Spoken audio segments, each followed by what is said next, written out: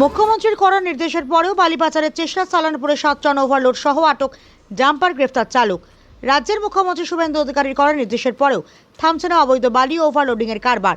এবার বৈধ চালানের মাধ্যমে অতিরিক্ত বালি পাচারের অভিযোগে একটি 10 টাকার ডাম্পার আটক করল সালানপুর থানার কল্যাণেশ্বরী ফাঁড়ির পুলিশ। একই সাথে গ্রেফতার করা হয়েছে ডাম্পারের চালককে।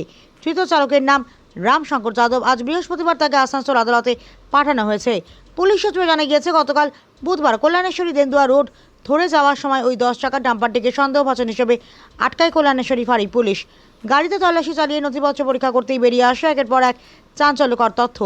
তদন্তে নেমে পুলিশ জানতে পারে ডাম্পারটি বারাবণী দোমাহানি বৌদ্ধ বালিঘাট থেকে মনাতা নামক এক ব্যক্তির নামে চালান কেটে আসছিল। কিন্তু চালানের কাগজ এবং বাস্তবের মধ্যে বিস্তর ফারাক ধরা পড়ে।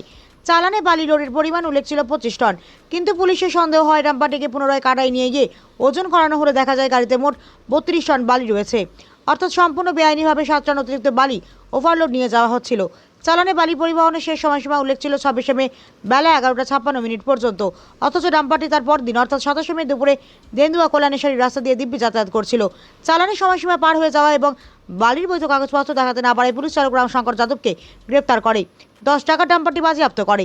নেপথ্যে কে এই মনাদা, উঠছে প্রশ্ন। মুখ্যমন্ত্রী স্পষ্ট নির্দেশ রয়েছে যে বালি বা কয়লা নিয়ে কোনো রকম অবৈধ কারবার বরদাস্ত করা হবে না। তারপর কিভাবে জালিয়াতি ওভারলোডিং এর খেলা চলছে তা নিয়ে প্রশ্ন উঠতে শুরু করেছে।